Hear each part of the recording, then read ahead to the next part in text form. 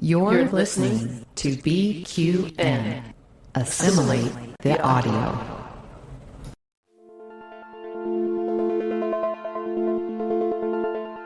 Infinite diversity.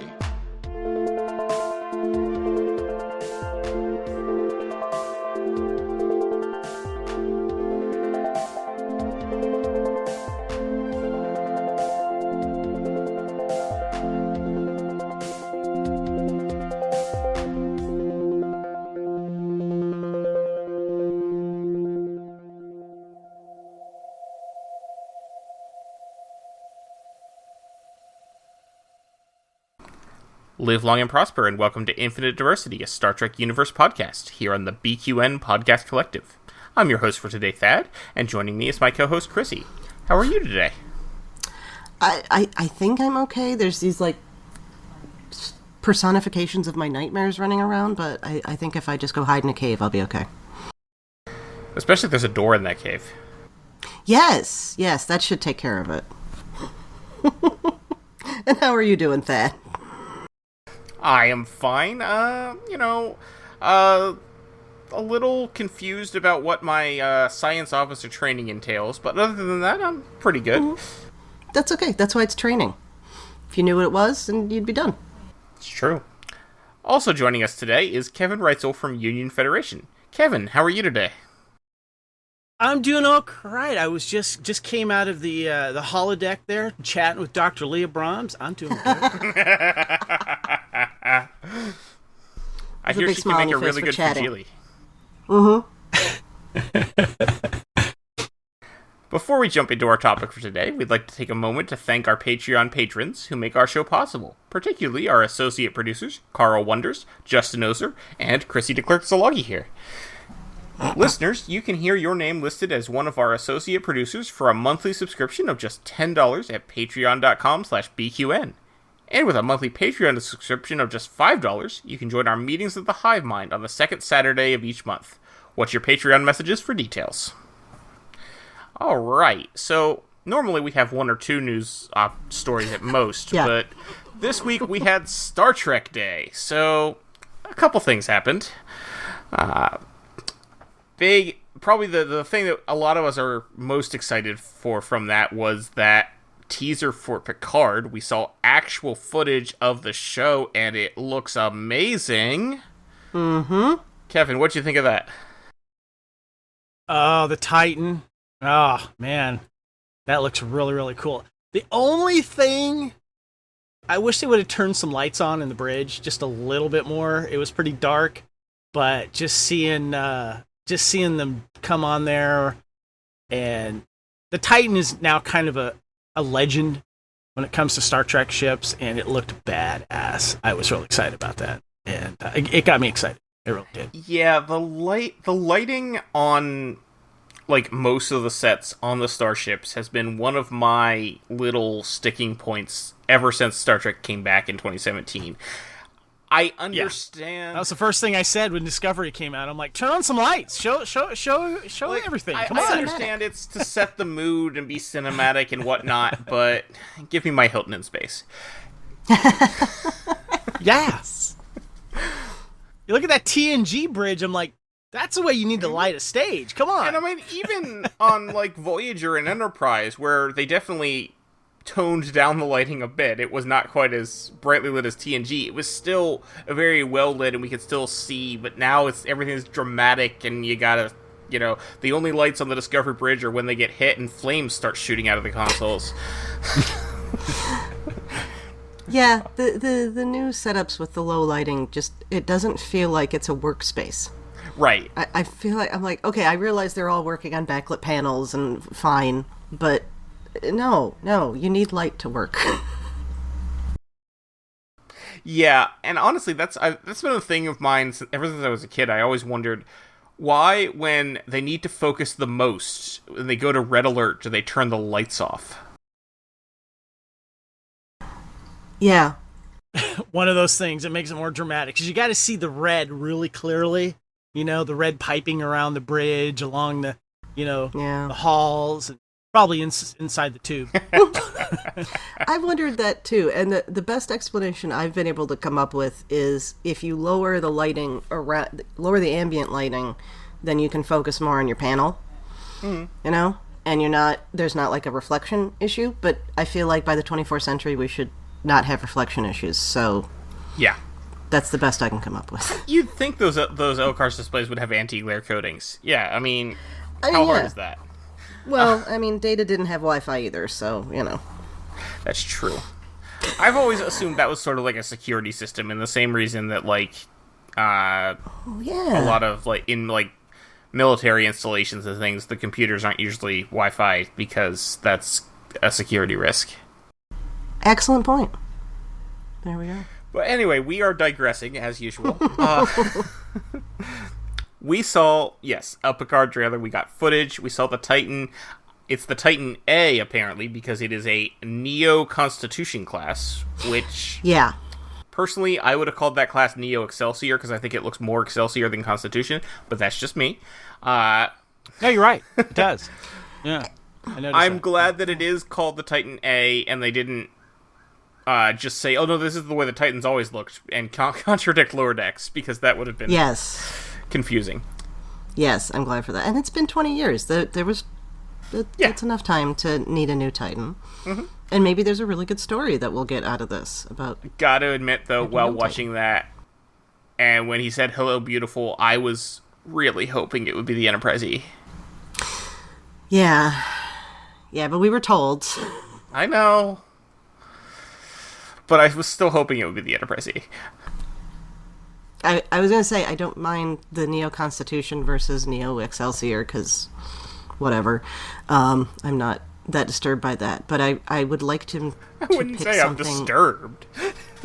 Oh, well, disturbed is maybe too strong, but I'm... Anyway.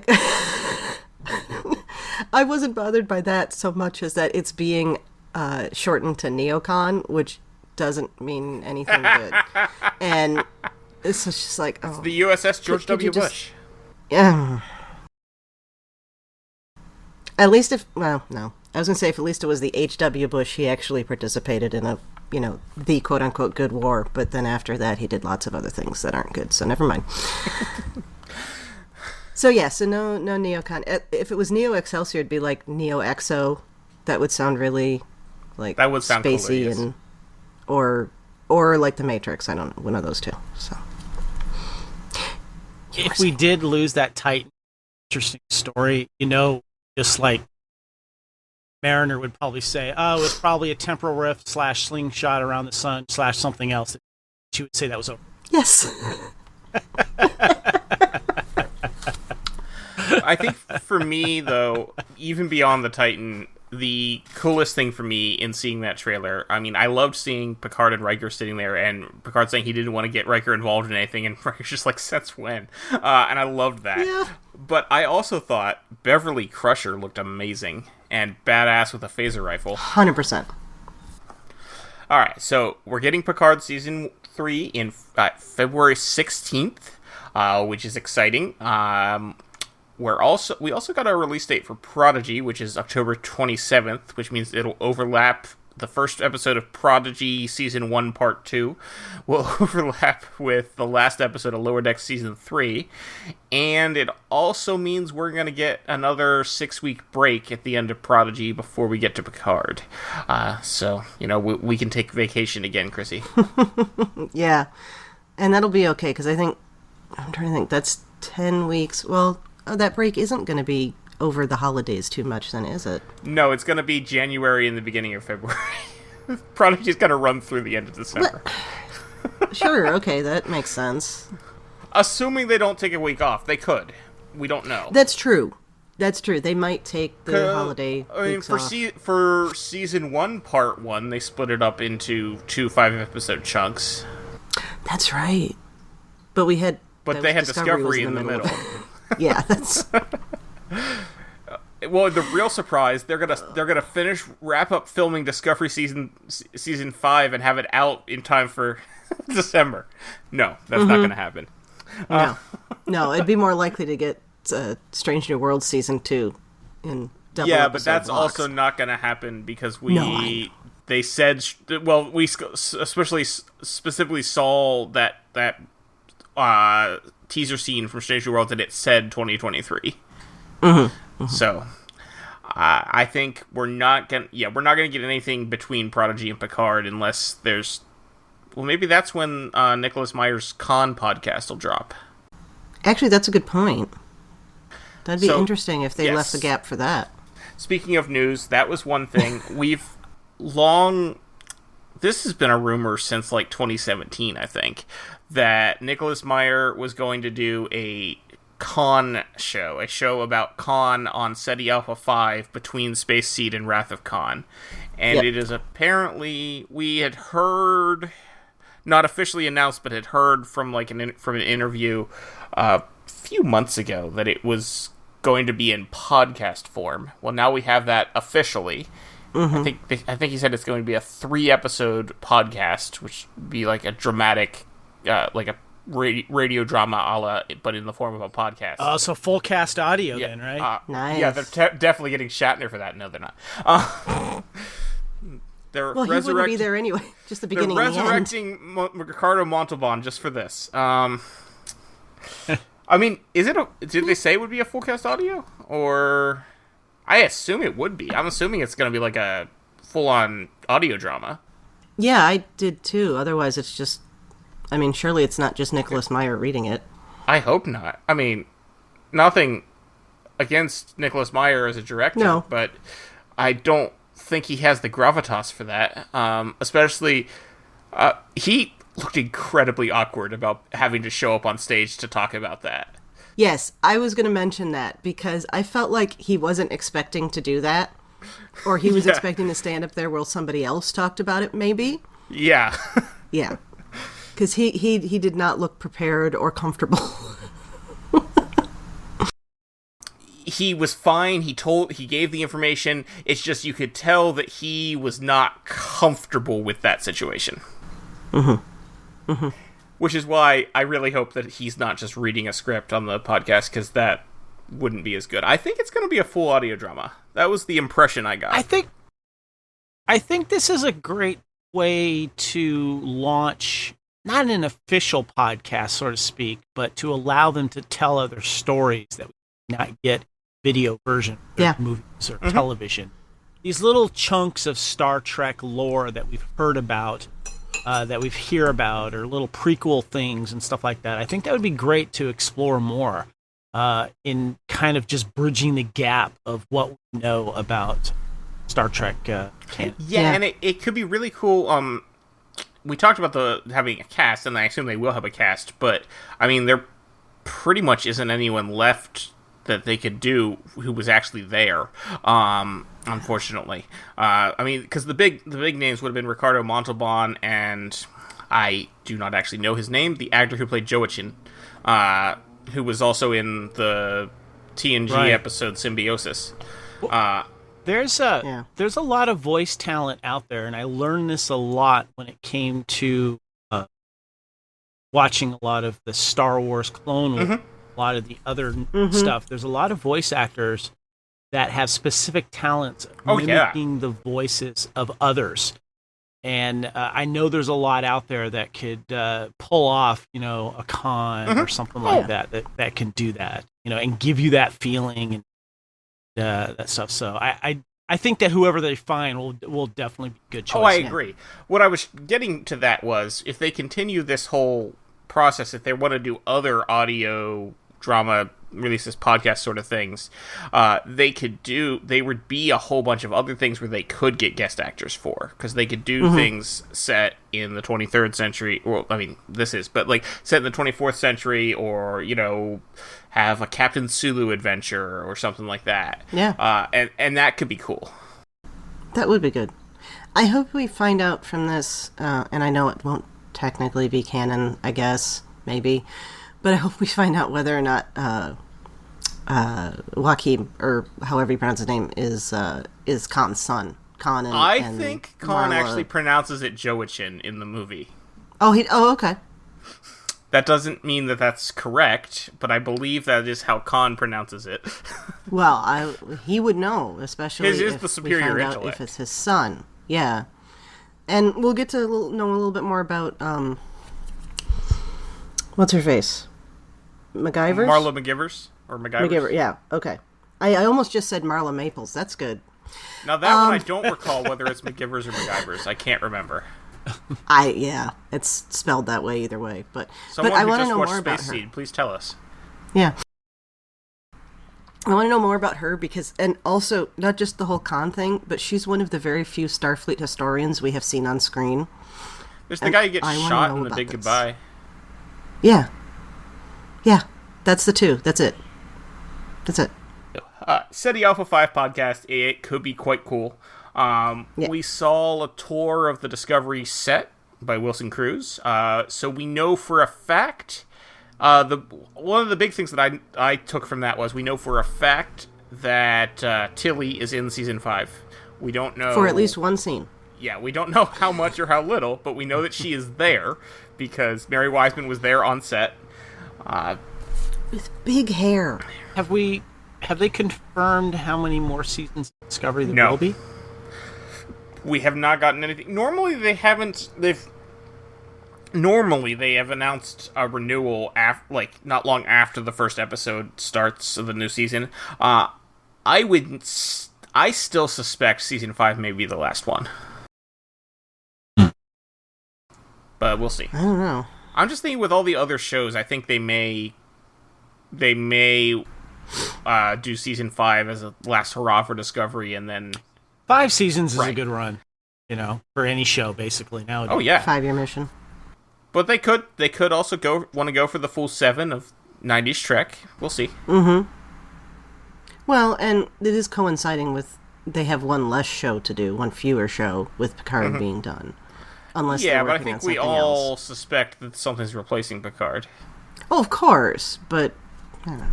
In the interim. Yeah, we'll see. I just will not be surprised if they announce that season 5 will be the final season. Well, I hope if they do that, they do the right kind of marketing behind it. Oh, yeah. Because that needs to be a whole, get your Paramount Plus, see Discovery before it's over. Well, when has Paramount ever done anything wrong with marketing? I mean, Oh, gods, what am I talking I'm about? sure they'll be fine. On that topic, I'm sorry, I have to bring up the Starship is landing, because Yes, what the let's heck talk was about that. What? No. No. And it's printed on, everything. You can buy Yeah, a there's t-shirt. shirts, there's hoodies, there's mugs. You can buy a poster. What? Did you see any of that, Kevin? I'm sure you did. What is this? Okay. The Starship is landing was their tagline for the advertising for Star Trek Day. And then they never said it once in the Star missed Trek that. Day. I wasn't able to watch anything live, and then when I tried to do catch up, I went to StarTrek.com, and every video they posted is now no longer available. Oh no! Okay. Yeah, but I did see a few things, but I did notice that. Yeah, it was in the. Was Well, that, it's was not that actually teasing something that didn't pay off? See, It that's was the in the thing. emails. It wasn't actually in any of the stuff on Star Trek Day. It's just it was either, I think it was Tuesday, the Star Trek store released a whole bunch of merchandise that with the tagline of the Starship is landing in the font of the Star Trek universe stuff that they've done before, with the 3 colors, and it just says Star Trek universe. Now it just says the Starship is landing. They made a shirt, they made mugs, they made hoodies, they made posters, and buy your Starship is landing stuff. Yeah, because he's going to show it here. You see it? Yeah. Yeah. And yeah, you can buy this now. You can spend $25 on a Starship is Landing poster to put on your wall. Or $42.99 for a hoodie. Gotcha. Yeah, well, yeah, we Would can you talk about still- the pricing. Is there a plush Murph? There is anywhere? not. There's a plush badgie now, though. Oh, there is? Plush, I missed that. So they're probably just teasing something right now, and they didn't want to mention it this time. They're going to wait. that Maybe makes happening. because there's another Hopefully. website that talks about on their that they're talking about how the starship is landing is the theme for the first week of Star Trek month. It sounds like a quote from Pac-Led. So we'll see. That's like a Pac-Led would say, "Starship next week, landing." Are we gonna get shirts that say the starship has landed? I mean, Or the starship is taking off again. Starship, make us go. What bothered me the most about this is that it was all alongside pictures of Kirk. If they had Yes. just put it alongside pictures of Janeway, we would have all been like, oh yeah, the Voyager landed. Happened a couple times. No problem. blue alert. Yeah. Whatever. Honestly, my ridiculous conspiracy theory conspiracy theory is wrong, but my ridiculous theory on this when they first announced this was that they were going to announce at Star Trek Day some sort of attraction like that Disney hotel that cost $1,500. Yeah. That's what I was honestly thinking this might be. Which, I'll be honest, I would go into credit card debt to go to a $1,500 Oh, Star Trek frickin' yeah. hotel. Put it back at the Hilton in Yeah. Vegas. Well, it's the Westin now, but yes. Yes, God's forbid we open up Cork's Bar again year-round. So we also saw a teaser for Prodigy, which is coming soon. We got an announcement for that, October 27th. So that's coming up pretty soon. We found out for sure that Thadian O'Connor is going to be a character on Prodigy. I remember a couple years ago when he said that when he shouldn't have in an interview, and everybody was like, no, he must mean the other one. He must mean Lower Decks. Yeah. There's no way he's going to be on Prodigy. And then he showed What up kind on of Lower character? What kind of character is he? Decks. O'Connor. He's probably going to be O'Connor, yeah. Yeah. No, that's it. The outrageous Yes. O'Connor? What I'm wondering is if they're going to pick up his story, because he showed up in a couple of the late books Yes. as like an operative, or not quite an operative or something. So I'm wondering if they're going to pick up with that. So we'll see. I doubt it. I think they are not going to follow that at all. But Was he the same actor that was the doctor on Voyager that got killed? no. I don't think No? so. No, he was the actor. He was the runner-up for Riker, actually. Yes. No, What's his the name? doctor on Voyager was some other guy. But I know who you're talking about, but no, it was not the same actor. Okay. Yeah, it's like I thought they brought him in again as something else in Trek, and I can't remember if they did. They might have. I don't believe so. Yeah, William Campbell is the actor. That's his name. And it was Bill something. Not to be confused with Bruce Campbell. No. I want Bruce Campbell. Although, in love Star to see Trek, though. him That on would be Trek. awesome. Yeah. No, Billy Campbell has only played O'Connor, but yes, he was the second choice for Riker. He is, according to Memory Alpha, he is best known for his role as Jordan Collier in the show The 4400, which I've never seen. Me either. Oh, that's right. Okay, I used to watch that show. But I think he's probably best known, personally, for the movie The Rocketeer. Haven't seen that. Okay. Good movie. It is a good movie. I've heard good things. There's a bunch of other Star Trek actors in that too. That makes sense. It's about space. Kinda. Not mean, really. I don't not even really, know. I but haven't seen okay. it. So. It's about flying things and rockets. There you go. Anyway, back to Star Trek news. One final piece, Strange New Worlds. We don't know too much. We got to see a scene with Ortegas, which is pretty fun. And we got the news that Carol Kane will be joining the cast as the new chief engineer. Yes. That's going to be fun. That will be fun, yes. I'm... Liar! I was... Sorry. My Princess Bride. Sorry. No, that's the first place I thought of her when I... Oh, yeah, same. Because I had to look her up. Yeah, You the know. name did not mean anything to me. And then I looked up I'm like, oh, Isn't she yeah, I also know the who that ghost is. of Chris. Yes. She's Isn't in she Scrooge. also the ghost of Christmas Present? In Scrooge. She's the fairy. Yeah. Sorry, yeah. Oh, Oh, and look, a toaster. Yes, people, if you have not seen Princess Bride or Scrooged, see Scrooged and Princess Bride immediately. And if you're not former host and friend of the show, Justin Oser, you'll probably like Princess Bride. Oh my god, that was a conversation. It's a perfect movie. Just before we go past Carol Kane, I want to say that I hope we have some kind of opportunity to revisit a medievalistic society or medievalistic story or something like that, and have her done up something akin to what we saw in The Princess Bride, because I think that would be just a fun little in-joke. Yeah, that would be cool. Also, let's just talk about how cool it is that Star Trek is totally down for casting a 70-year-old woman as a main character on a starship. Yes. Yes. I like to know how that came about.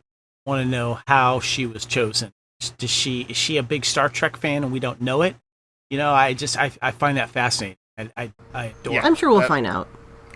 Yeah, because she's bound to go to conventions, and there'll be.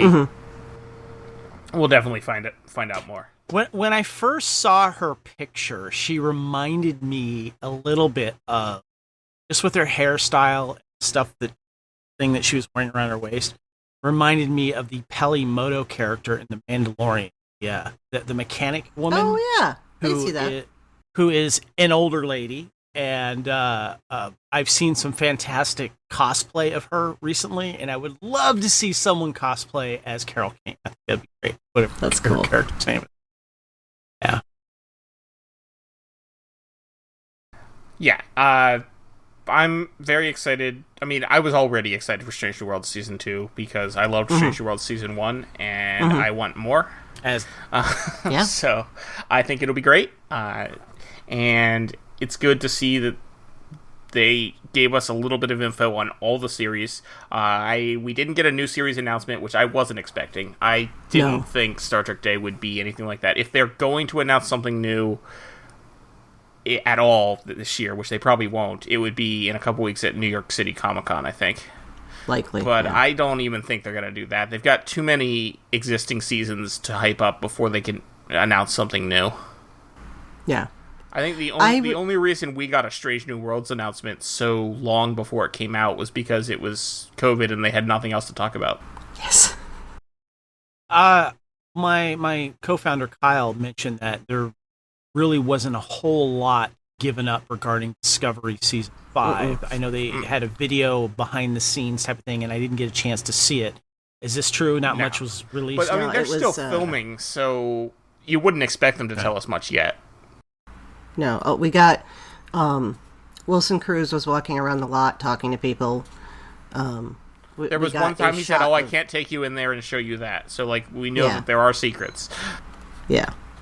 But nothing else was confirmed. I should say, about listeners, if you didn't get a chance to see the Star Trek Day stuff, it's supposed to be on the StarTrek.com website, but maybe it's a little bit off. I've heard things, as Kevin said. It is all on YouTube. The whole 3-hour thing is on YouTube. Yes. YouTube will show you the entire 2-hour and 20-minute stream. Yeah. And I think they did a much better job with the red carpet, or they were calling it the purple carpet this time, which was cool. It was the blue Mary carpet Chieffo. at the Strange New Worlds premiere, so yeah, it changes. Yeah. Well, I like that then. Do a different color carpet every time. I love it. But it was Mary Chieffo and, oh gods. Jackie Name's Cox. Escaping me. Jackie Cox, yeah. And it was wonderful, and they started out by talking to Patrick Stewart about the death of the Queen, because that had just happened a few hours earlier. It was just announced, and he said some really nice things. And then, so the other thing that I really thought was cool about that was seeing Kenneth Mitchell, and he talked about how how much he appreciates the Star Trek family, and how even though it would be easy for him to stay home because of his situation, and everything, he wanted to come out because it made him feel good, and he appreciated all of that. So it's good to see him. Yes. Yeah, and it's good to see him not shoved to the side. because of it is his truly his heartbreaking illness. to see every single time that Ken Mitchell makes another public appearance for Star Trek.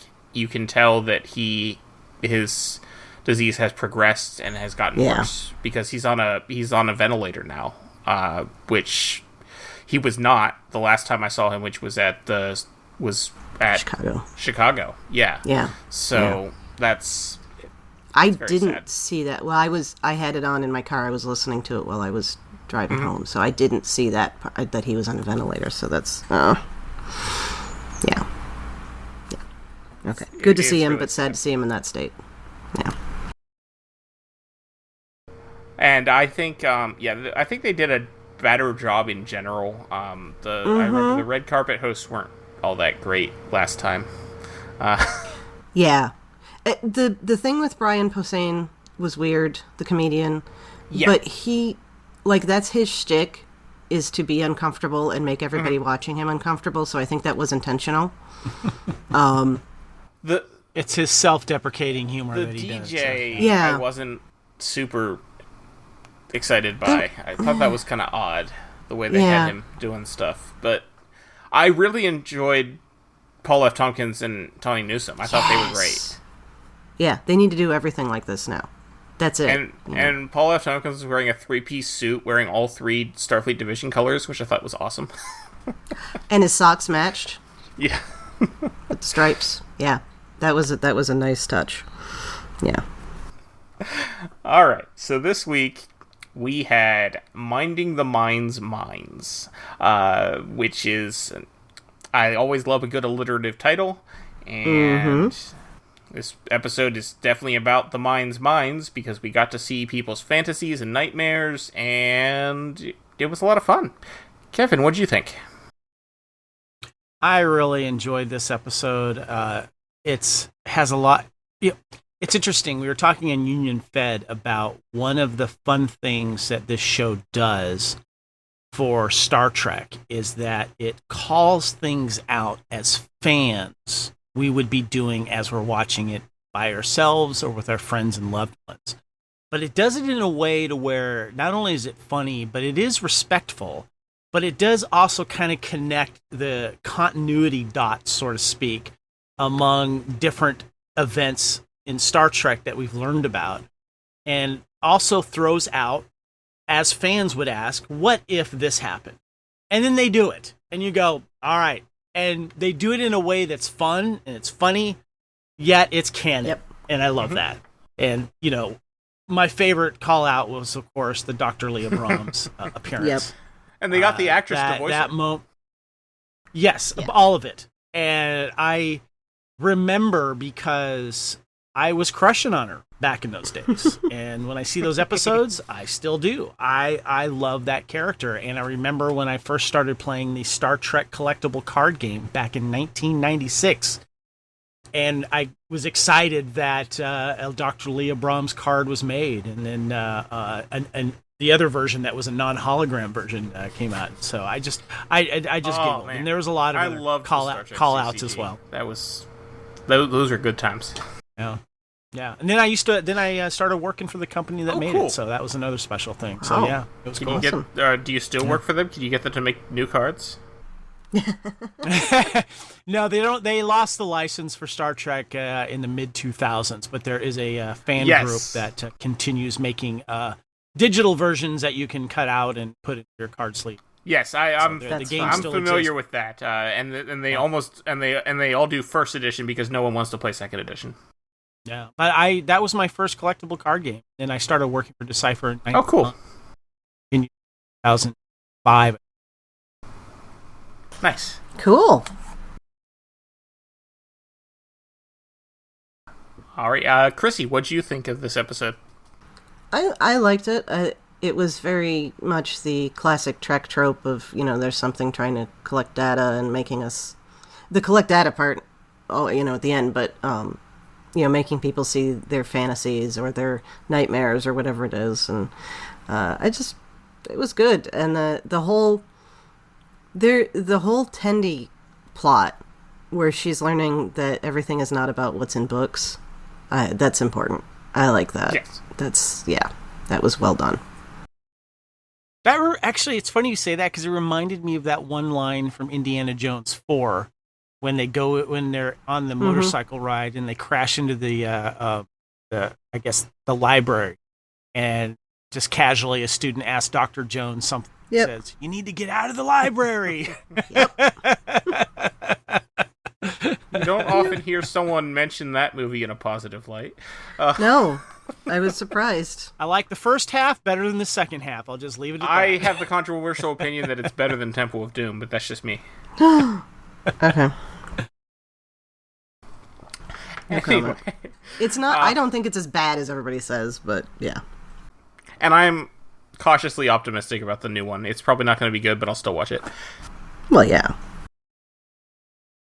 All right, so this whole thing, I love the fantasies, I love the nightmares. My favorite part about the nightmares were the Klingon clowns with batleth hands. I thought that was amazing. Oh my god, clown Klingons! Oh my god, new nightmare. Yeah. Yes, and a nice nod to Killer Clowns. That was beautiful. One of the cool things, it was extremely minor, but we see at the very beginning, we see the USS Hood. That was because that was the captain that the ship that showed up and figured out the original negotiation before the Cali-class ships go in to do the work.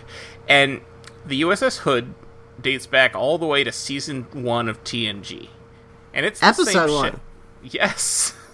It's the same ship because we saw it there as an Excelsior class, and it has appeared in many things. I want to say it fought in the Dominion War. It appeared in a whole.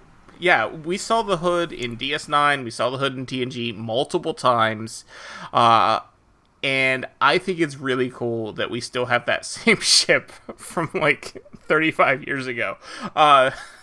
Hanging around, and God knows how much longer. It's one of those ships in the fleet that back in the old days of World War II, where they would mark of how many enemy ships that they've killed on the side of the hull. You feel like it should just have like a Borg cube, a Klingon ship, a Romulan thing. It feels like it's just like it's part of history. Yeah. It's one of like a few 4 ships. That are part of that elite group of ships that we've seen. I love because the assumption is since it was an Excelsior class, even in TNG season 1, it was probably already an older ship. So, I love that it's still kicking around. That's great. That was just, I thought, a really cool little nod to Star Trek continuity that they showed us the Hood, and it's clearly the same ship because it's the same class and everything. I thought that was pretty cool. Yeah. Now, apparently the Cerritos has a reputation in the fleet.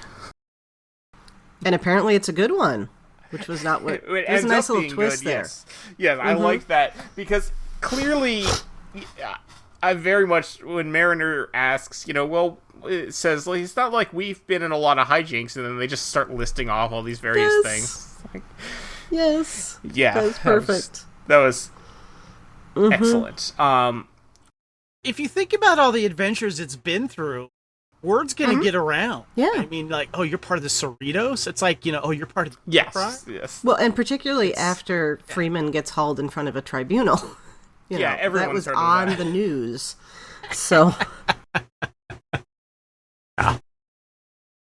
Yeah, so that was pretty cool. I liked the twist.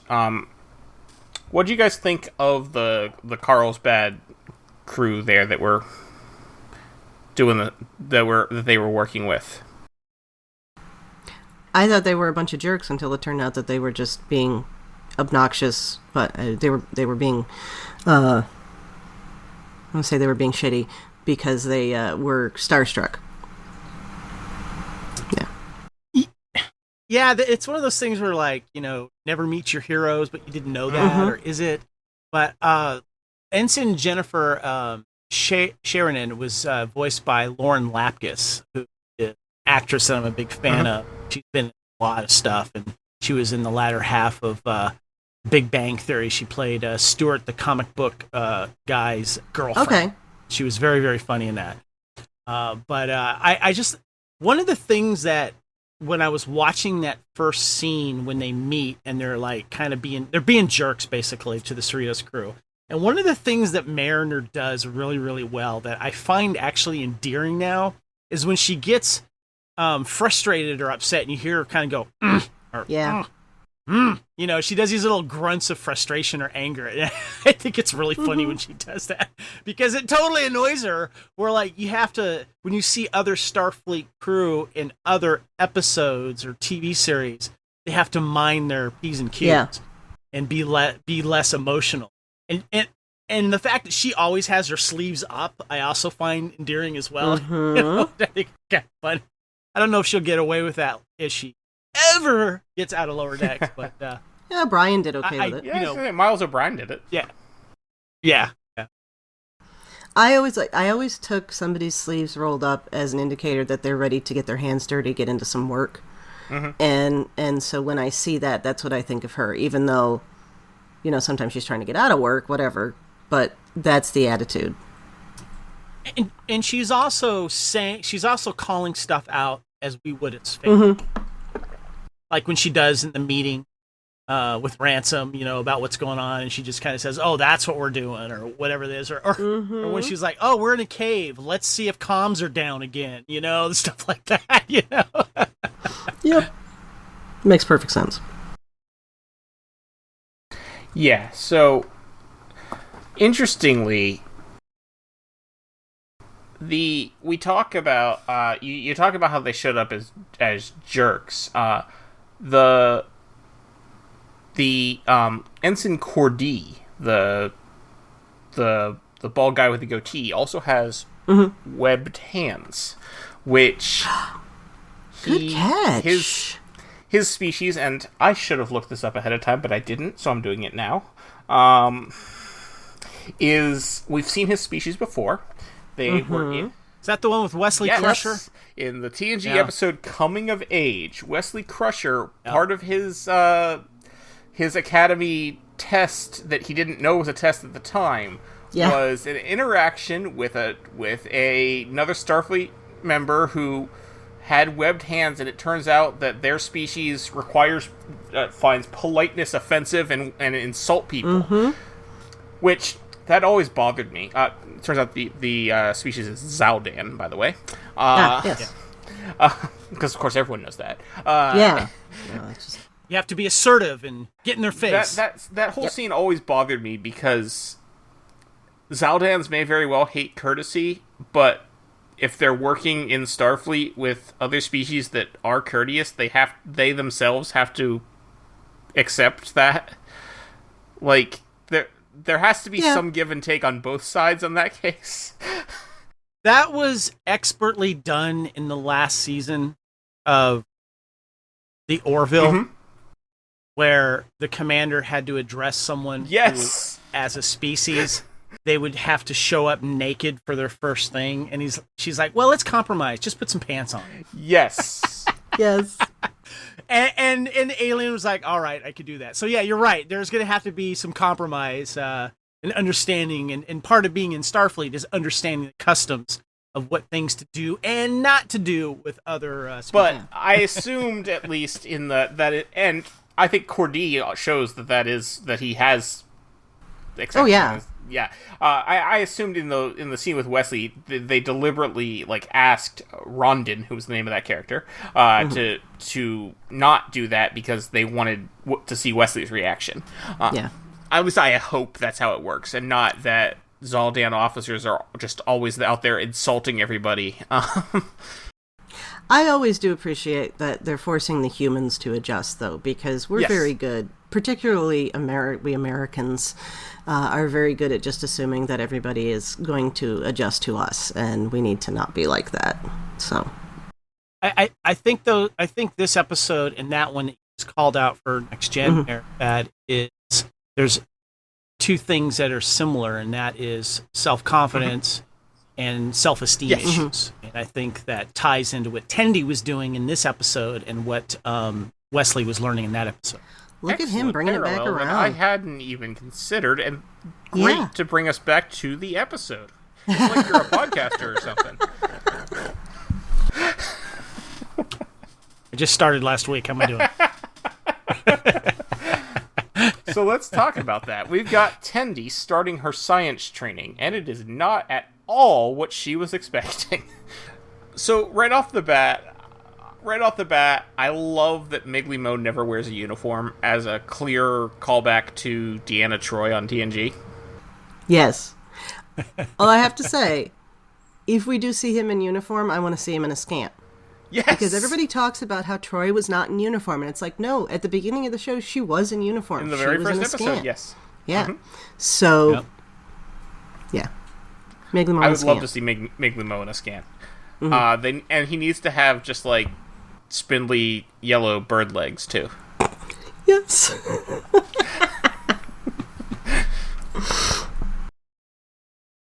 And, like, when he's talking to Tendi, I like how he just as an aside to the bartender, he's like, one more round of millet and cut me off after this. Yeah. Yeah, and he calls him Garçon. He's just... I feel like they are trying to make him as, like, obnoxious. You know what he reminds me of? He reminds me of Niles on Frasier.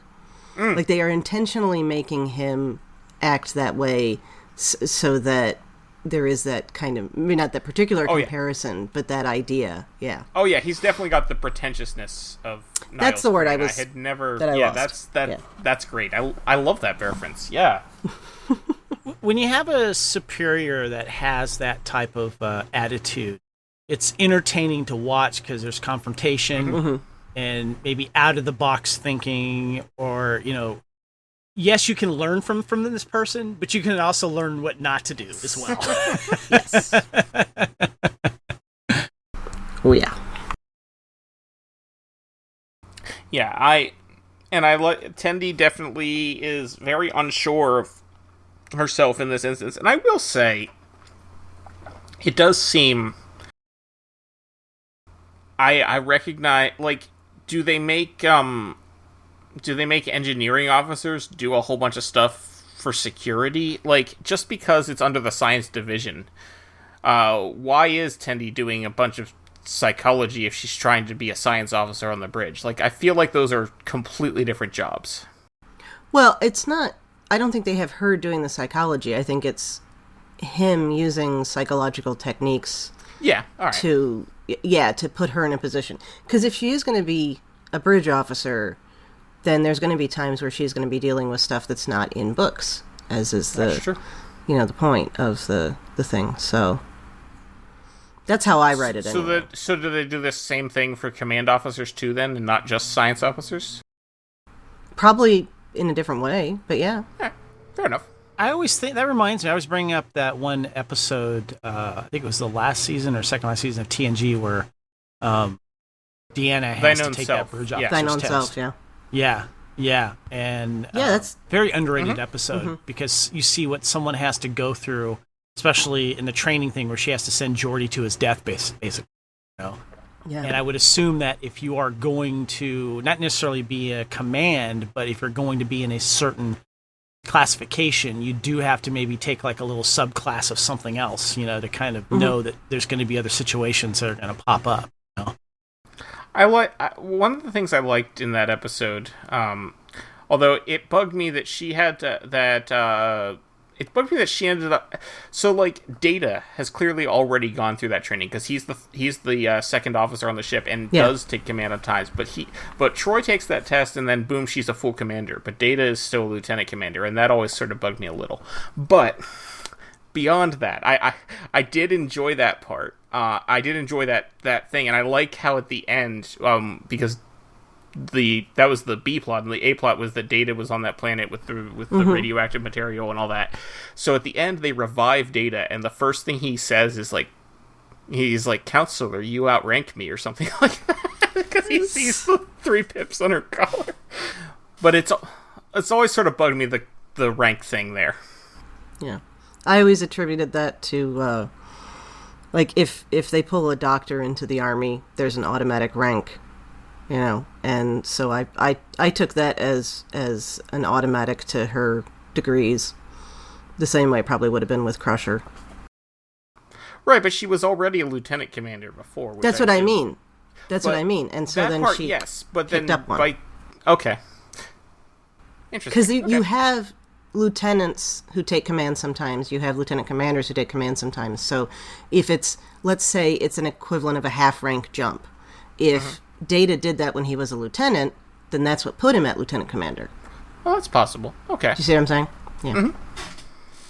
I think Data should have been a full commander by the end of the show. I think Geordi should have been a full commander by the end of the end of the movies, certainly. Well, by the end of the movies, he was, because he was stepping into the first officer role. Geordi was? No, Data was. Yes, or he would have been. Would have been. Yes, you're right. But I think Data should have been full commander. Data never got promoted throughout the entire show, and I think anyway, nobody did. That's okay.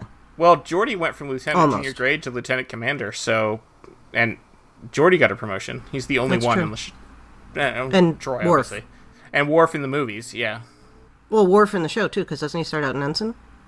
he starts out lieutenant junior grade. You're right, because he has full lieutenant then. Okay, all right, anyway, and so lower decks. Sorry, Kevin. Kevin's this like, is just how we are. anytime now, I want to get back to the topic at hand.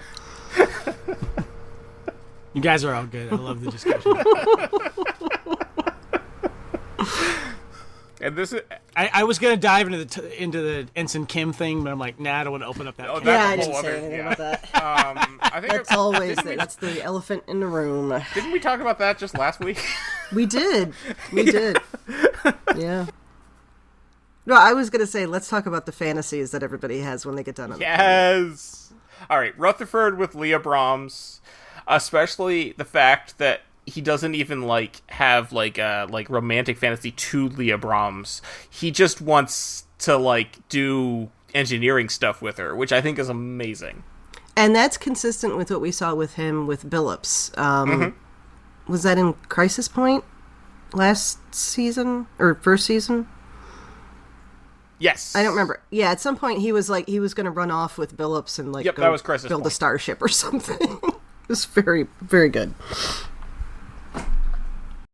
For engineering nerds, Leah Brahms is up there, and especially the fact that she was one of the key engineers who helped design the engines for the Galaxy class starship, Yes. which is the upper echelon of all Star Trek ships of all time. Yes. And So, presumably the same I thought it was engines great. in Cerritos, since its design is clearly inspired by Galaxy Class. Yeah. And getting Susan Gibney back to do Yes. the voice was just fantastic. That was amazing. Having her, I gotta wonder though. I would love to know what that recording session was like when she starts reading off some of the fantasy lines. It's like, what are you having me read here? This usually is requested for me at conventions, not in a professional recording studio. So, going back for a second to Rutherford loving engineering and knowledge and whatnot, there's the great line at the beginning before they go down to the planet when they run into Tendi and she says she's about to go do her science training and she says that her brain might explode from too much science. And Rutherford just says, that's how I want to go. Yes. Yes. I love that. That was perfect. Yeah, that was great. Yeah. Yeah. I love to see. Now, okay, we'll stipulate that what Geordi did was kind of creepy and Yes. it was taken out of context and blah, blah, blah. Okay, fine. I love to see intelligent women depicted as being sexy because they're intelligent. And, because, sex starts in your head. People don't think. People are like, no, it doesn't starts in your brain. So, I mean, as a man who definitely finds intelligent women attractive in a lot of ways, yes, I agree with you. Trying to say that without sounding weird, but yes. no. Well, it's the thing of this is nothing against Leah Brahms, the character, any of that, or the actress. They did not make her a bombshell. Right. She wasn't unattractive, but what was attractive about her was her intelligence and her accomplishments. It wasn't the librarian who takes off her glasses and pulls down her hair and is suddenly a model. Which What I love. find sexy, what I find sexy in her case as well, but in general, is confidence. Yes. And she had confidence. Yes. And I think that was one of the things that came through in that character, not in just the holographic version, but also in the real version that we saw later. And, that confidence sometimes can, lead to like a nice wicked sense of humor as well, which also I find attractive. So, yeah. But then, of course, they did have to get the moment in where she's making out with Jennifer, and they're going to go look at the warp core, so... Well, I think that was mostly from kind of hot. I get it. If I digress. I mean, if a woman said to me, "Let's go make out in front of a warp core," that would be like, yeah. There you go. See, you would not have gotten anything done on that planet. No, I would have turned to rock instantly. Yeah, and that wasn't even intended as a double entendre until it just appeared in my head like that. So, Firefly fans will understand this of why Kaylee was so attractive, because not only was she pretty, but she knew the hell out of engines. And she knew what was wrong, and she had the confidence in that. And that was the main part about why she was so attractive, is her attitude towards how good she was at what she was. Agreed. All right, so speaking of, on the opposite end of confidence, we have Boimler's fantasy. Yes! I'm a natural passenger. Yeah. Even in your fantasy, you don't drive. It's like, driving is scary. I'm a natural passenger. Okay. This occurred to me on I think the third watch of it, though. They call him to deal with the Borg, and it's like, okay, that's the big baddie anytime, if you're going to have a fantasy because of what his you're going to... experience in that right. training thing. That didn't occur to me until the third watch, and I'm like, of course, that's the thing that he probably has both the most and least confidence about, because of he got to that 99% and then he got assimilated. So it's both. And so I think this is actually meant to be a bit of character growth for him, or at least a reference to that. And I love that. They're paying attention. Who was the Admiral supposed to be? Do you think that was supposed to be anybody in particular? I was trying to figure I it don't out. think so. Okay. If it was, it went over my head. If anything, if you know anything, it's cooler to ride the motorcycle and drive it. If you're going to be in the sidecar, you better have a big-ass dog or manning some gigantic gun cannon or something like that. But, I mean... or making the plans to destroy the Borg. Yeah. And I mentioned this in our last episode of Fed, discussing the first episode, Lower Decks, and we were discussing the character of Boimler. And we are seeing, what I like about Lower Decks, the fact that it's not just a cartoon, we are seeing character development the crew members. And I love the last episode where he says yes to everything. And he's trying things. Maybe not in the best way, but he's doing it. But one of the things that really annoys me about Boimler is that he screams too much. And I think that if he is to gain more confidence and not ride the sidecar, ride the motorcycle himself, I think that he will find a certain confidence with him that other people will also start to notice. And that's a whole theme here. I've mentioned before, is confidence.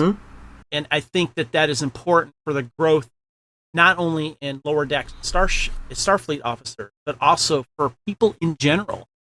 Because confidence and lack thereof is what keeps you from trying new things, trying a new job, doing a promotion.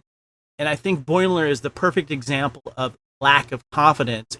Might kind of spin it off into, like, that's not my bag, or that's not interesting, or whatever. And I think that have confidence within yourself, you're willing to try new things, and people find confidence, and people attract it. Yeah. Think about how much more confident Boimler is since we first met him, though. So, yeah, it's a process.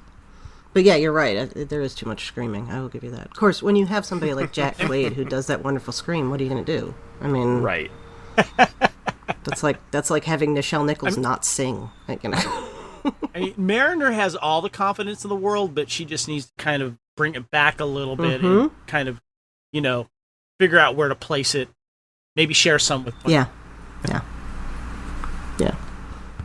Speaking of which, okay, there was a moment where it sounded like they were being, you know, snarky friends to each other when Boimler sees that Jennifer is the fantasy that shows up for Mariner, and he's like, "Oh, you have a girlfriend, blah blah blah," and she says something back to him, and he's like, "Oh, it's so nice that you're doing something good for yourself instead of self-destruction like you usually do."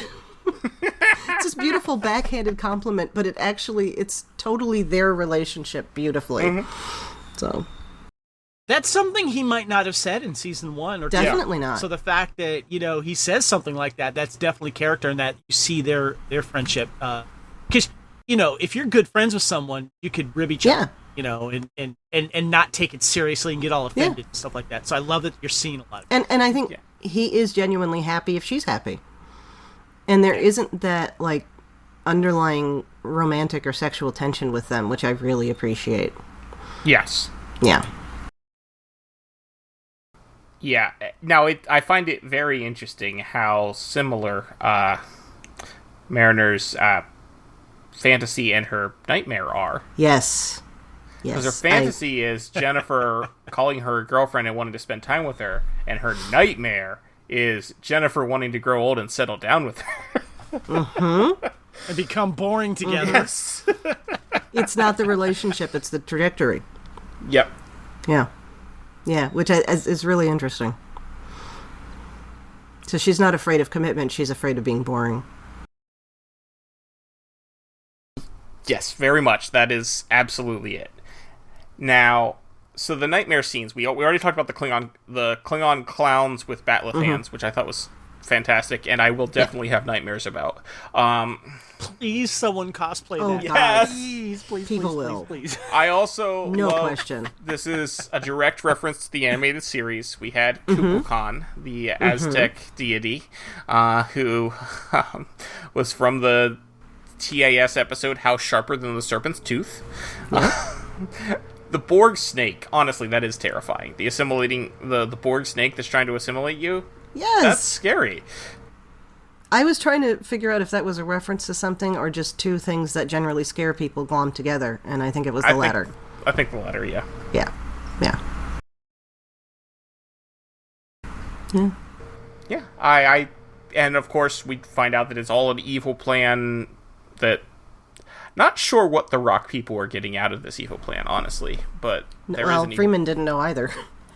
Yeah, exactly. More rocks? Okay. Right, but it turns out this is all an evil plan to collect information, and they save the day as per usual. One thing I did want to quickly point out at the diplomatic thing, they had set up a spread of food and whatnot. Yes. Including a wooden cheese board shaped like the Enterprise, where the nacelles pull out under the little spatula fork thing. That's a real product that ThinkGeek made. I own one. Well, next we're going to see the nacelles that are the sushi kit, too. So, you know. It looked like there were some like little Oreo cookies that were shaped like Star Trek design. And like some kind of like domino looking. Yeah, I'm thinking they were supposed to be crackers to go with the cheese. But I like the little Delta crackers. Paramount should make that instead of Starship is Landing posters. I'd buy those. I would buy Delta crackers for parties. That would be It was. I think I didn't see it because I didn't think to look for it until my last watch over. But I think it was missing the. What's the thing they said they always put in everything? It was the melons and strawberries or something like that. Yes, there's usually a strawberry and a kiwi, but that was always a thing on on Enterprise. They always had a strawberry and a kiwi in the fruit bowl. All right. Anyway, I also missed opportunity when they're like, "Oh, let's go get another one of the rocks to give to them." for what they wanted to do, it actually would have made more sense if they'd brought one for each. They obviously didn't know there were going to be 2 captains there. Right. Yeah. Like they did with the game. Yeah. They replicated more visors.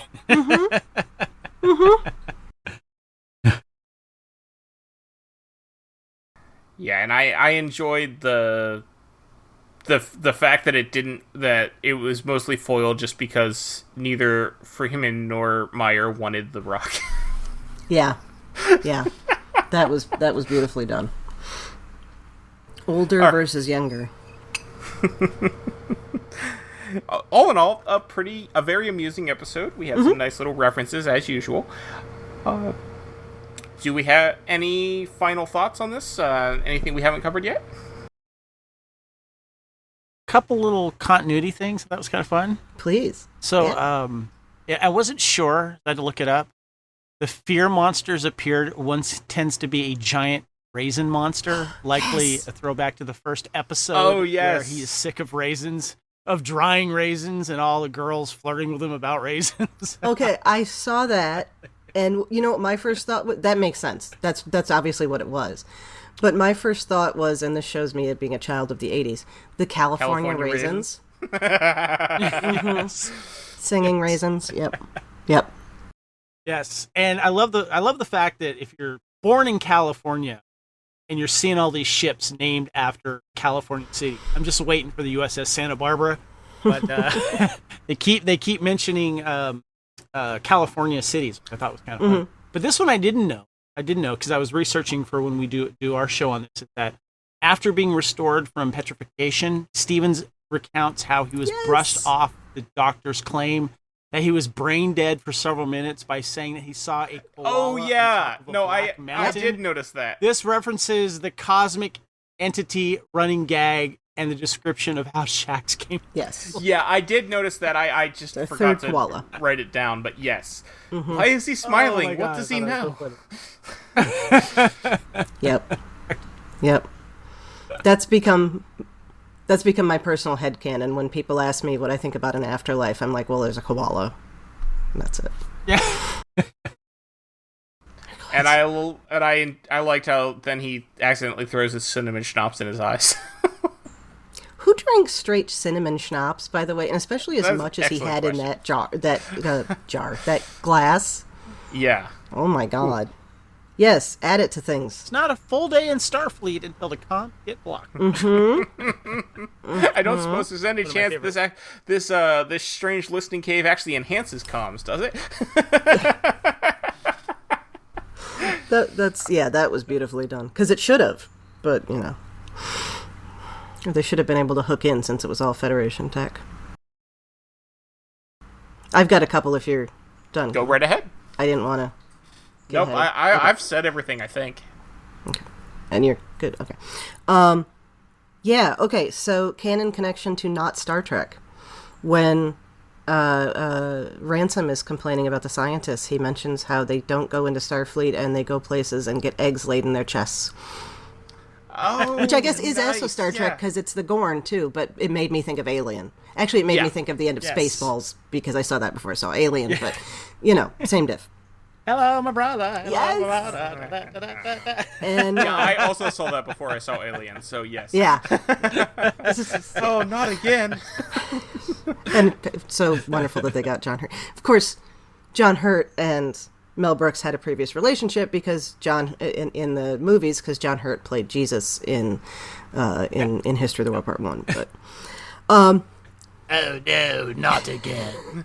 The only other thing I want to say here, which is not a connection to anything, but it irked my historian brain. At the very beginning, when you have the scientist and his geology teacher shows up and he says, "And why are you in a scantily revealing toga?" That's not a toga. It's not a toga. No, it wasn't. Okay, it was a tunic. It was a Greek chiton, which sounds like chiton, but no, it's chiton. Women in Rome didn't wear togas unless they were prostitutes. They wore stolas, similar, not the same. So, a couple of frat parties that I crashed might say otherwise. One of my lessons. Because I wasn't allowed to go to those parties, so I had to crash them. You weren't allowed? Oh, because you weren't in a frat. Okay. No, because I wasn't in a frat. Yeah, okay. I was like, who's stopping? Okay. I wasn't cool. No. The only reason to be in a frat or a sorority is to not live in a dorm. That's about it. And connections I for think politics it's probably later, safe but to say that none of us were cool. Yeah. I was cool in my own way. I'm just like, yeah. Oh, sure. Yeah. We all were. We are now, though. Yeah. I jokingly, in my classes, I show the students how a toga is supposed to be made in case they get invited to a party where they're supposed to wear a toga, because it shouldn't be. Here, Chrissie's History Corner. That has nothing to do with this episode. A toga is D-shaped. It's not... The reason why it never looks right if you take a sheet off your bed and wrap it around yourself is because it's a rectangle. It should be like a half-circle shape with the circle part on the bottom. Yeah. So you take the sheet and you cut it into a half circle, and Yep. then... Okay. And then it will sit right, but you have to have somebody... But You cannot put a toga on by yourself. Don't do that with those new $140 Pottery Barn Star Trek sheets. No. Yeah, that was interesting, wasn't it? We forgot to talk about that with the Star Trek Day stuff. They are doing I some really want merchandising. those sheets, but I'm not spending that kind of money. No. I'll wait till they show up at Ollie's. I kind of like the Nerf phasers, Ollie's. too. I wish you could buy miss Ollie's. like the Ollie's little is good. hand phaser separately and not spend the... Get both, yeah. Yeah, because I don't need the giant one, and I also don't need to spend that kind of money, but if I could buy like the little hand one for like $40, I would. Give it time. They might split them up. We'll see. Yeah. Anyway, so that's my final thoughts on the episode that had nothing to do with the episode. This was fun. It's something to do It with was the episode. good. Yeah, tangentially related. I got a question for you guys. Shoot. So, when this show first came out, for some fans it was very divisive. Mhm. And, and there was some negative flash feedback about it as well. I don't know if it was something that people were expecting or whatever. But I either got it or jumped in it from day one, and I appreciated what they were doing. I felt they were taking some chances. I loved the connections with continuity and how it's paying tribute to all of Star Trek in one way or another. And seeing fans dress up with the the costumes and seeing the crew itself show up and wear the uniforms at appearances and stuff like that. I get the feeling now, and I want to get your guys' opinion. As of now, Lower Deck seems to be a huge fan favorite, and I'm not seeing any backlash about it. I think everyone's kind of, I think people have stopped bitching about it and either have come on board or there's more fans to it. Maybe bring in new fans to Star Trek. I think I don't know. What do you think? In general, yes. There definitely has been some bitching online from the usual sources. Specifically, last season,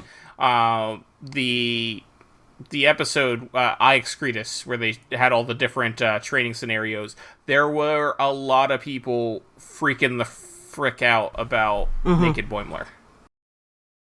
Right. As they did in the first season with Naked Boimler. Yeah, Because but it was way worse. But the yes. backlash was way worse after this. Yes. Yeah. Well, the scene was more intense, shall we say. But in What do you general, think? yes, I agree with you. Yeah.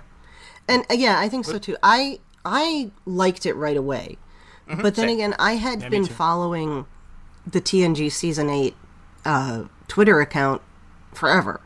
Oh, yeah. Maybe since it even began. So I knew what to expect. And then I also watched Rick and Morty, so I knew what to expect. When you combine those two things, that's what it's going to be, and it was fantastic. Yeah, when they and announced it, I'm like, oh, that sounds amazing. I want to see this. Yeah, because I have also watched Rick and Morty, and CG, and so I'm like, yeah, no, Rick and Morty Star Trek, that sounds amazing. I'll watch this. Absolutely.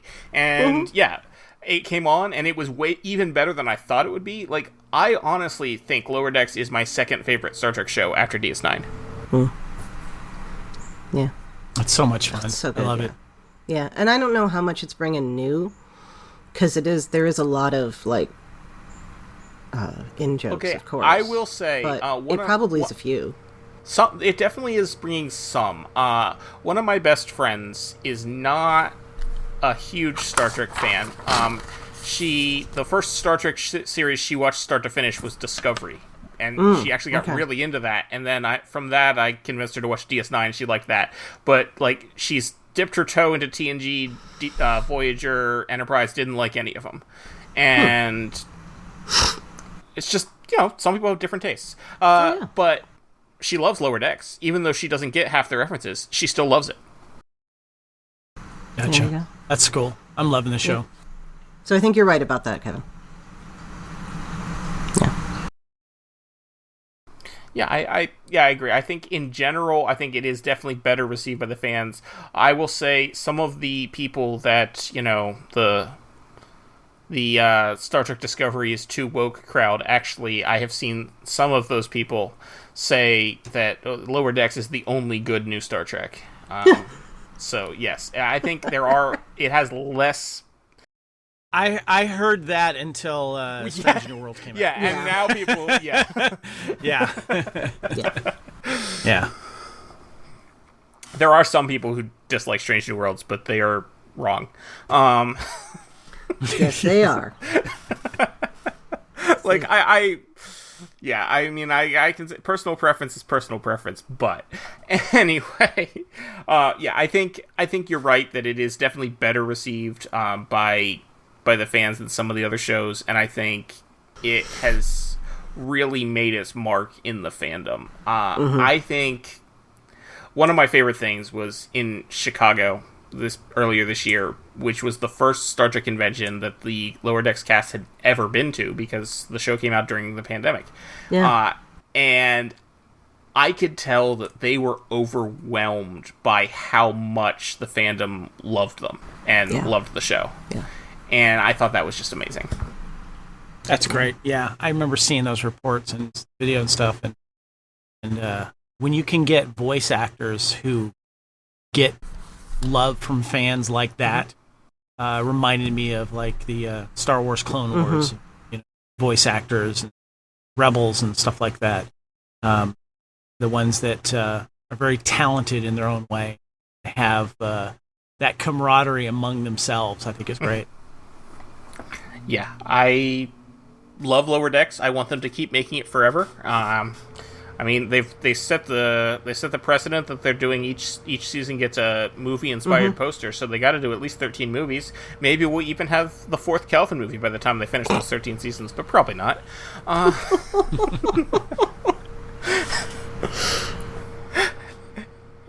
Hope springs eternal. Does it though? Well, I mean, isn't that the nature of hope? Anyway, this was a great episode of Lower Decks. This has been a great episode of Instant Diversity talking about Lower Decks. It'll probably, edited down, be about half the length of this conversation, but that's okay. Kevin, thank you so much for joining us today and putting up with us. It was a pleasure. Where can people find you if they want to hear you talking about, even Lower Decks and other things? Yeah, well, I the co-founder of the Fandom Podcast Network with my buddy Kyle, and one of the shows that we have on there is our Star Trek and Orville show called Union Federation. And we've been covering, of course, Lower Decks. We cover 2 episodes at a time. And so the next 2 we'll be covering is episode 3 and 4 when 4 comes out. And we just did a wonderful season wrap-up of the the Orville Season 3, New Horizons. So make sure you check that out. Amy is on there as well, and our friend Haley. Lots of fun. But check us out on Fandom Podcast Network on YouTube. All of our shows drop on there, and fpnet.podbean.com is our audio podcast. And we have other podcasts, too. Of course, we have a Star Wars podcast, What a Piece of Junk. One of the other ones I host is our Highlander podcast called Blood of Kings.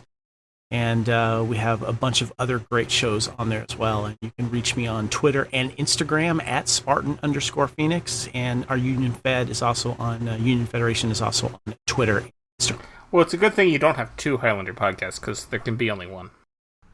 I've never heard that joke before.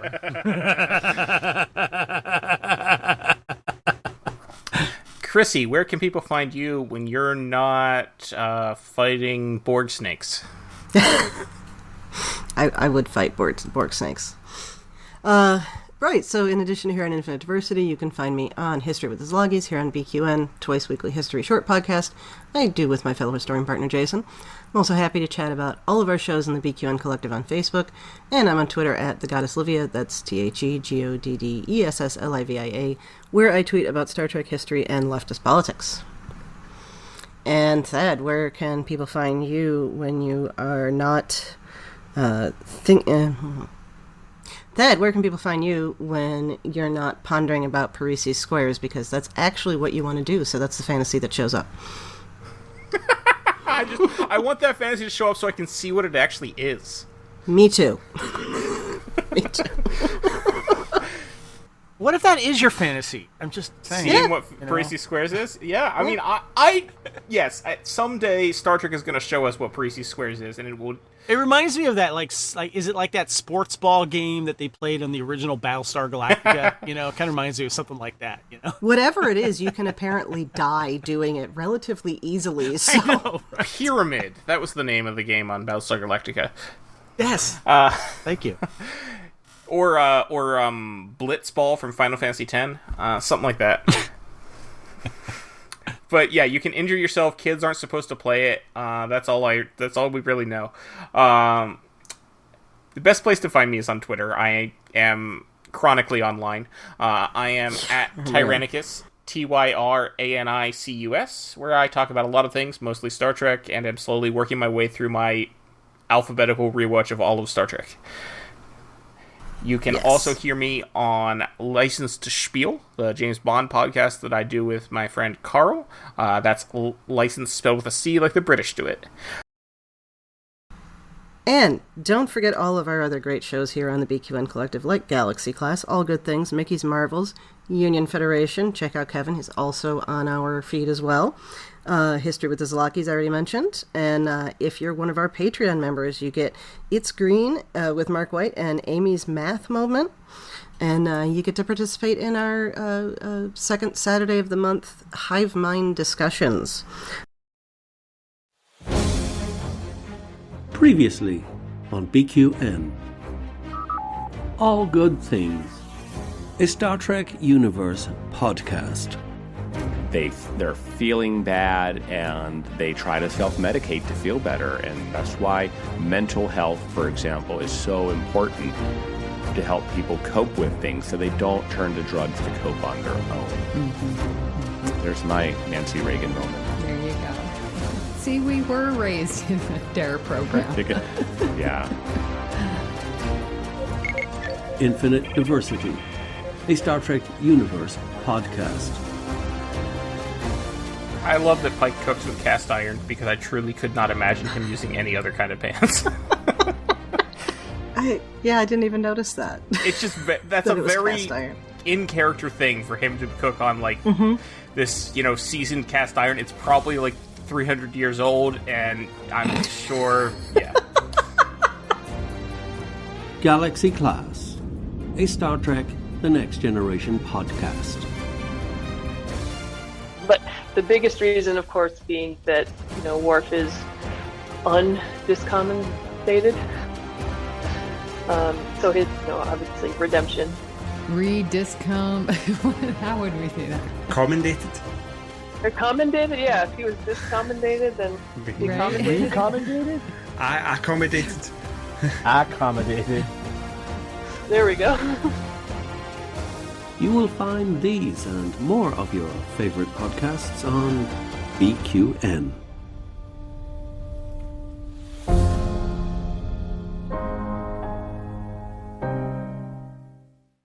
Thank you very much for tuning in to Infinite Diversity. Thank you to Zach Tripp for the wonderful theme music and Tony Robinson for the awesome show art.